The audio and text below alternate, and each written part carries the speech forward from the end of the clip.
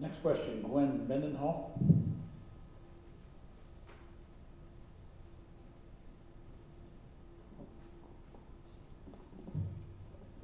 I actually have two questions, so can you keep my name instead of me filling out another card? My first question is for Senator Gibbs, and I would like to hear your response to an advertisement that I've been seeing that's being run by your opponent who's not here, who's supposed to be representing us. And it mentions your involvement with trade deals with China. I'm laughing because it's laughable.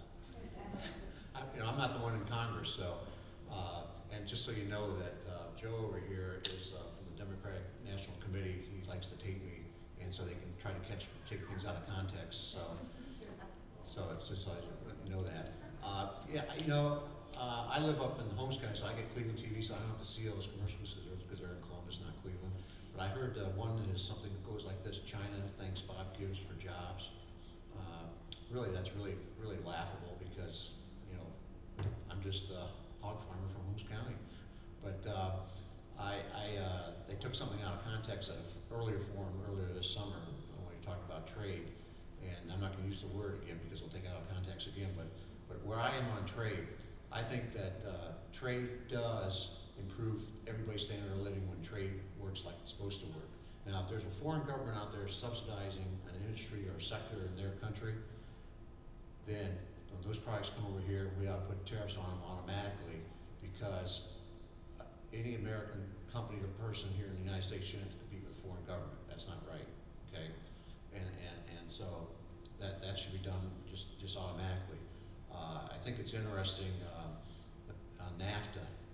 It's the President of the United States can open up and renegotiate NAFTA anytime he wants if it's a real problem. Obviously, it must not. The numbers don't say what Congressman Space is saying against me. I did go to the U.S. Department of Commerce's website, and Ohio manufacturing, 26% of the jobs are dependent on exports. And the countries that we do have a trade agreement with, Mexico and some others, we actually have a trade surplus. The countries we have no agreement, we have no trade. We have a trade deficit. In agriculture, it's even more so.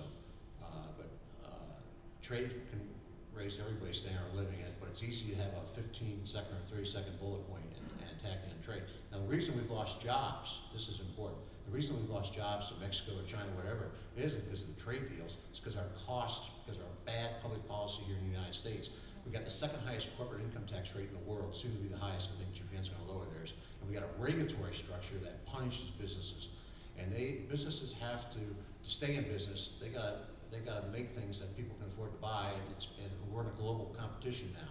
But if there's unfair trade practices out there, we need to go after them. And one of the biggest unfair trade practices is China. China doesn't let their currency float to market rates, and that puts them at a huge competitive advantage, and we shouldn't tolerate that. But the problem is, it all goes back to the deficit spending. China's our banker now. It's pretty hard sometimes to tell your banker what you need to do. And so, I'm going to run out of time here, but I would just say that the trade deals aren't the reason we've lost jobs. It's because of high spending, deficit spending, it's because of high taxes, it's because of bureaucratic red tape and punishing regulations that don't make sense. We need common sense regulations that make sense, and public policy that's tax-based and supported, just like we just going to let the EPA take over CO2. That adds to that problem. We're going to lose more jobs because of that kind of policies, and also as national energy tax cap and trade. Lindsey? Was that Mr. Space hasn't said a whole lot bad about me,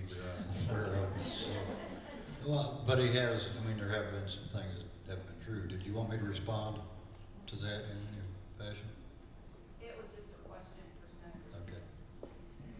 Thank you for the question.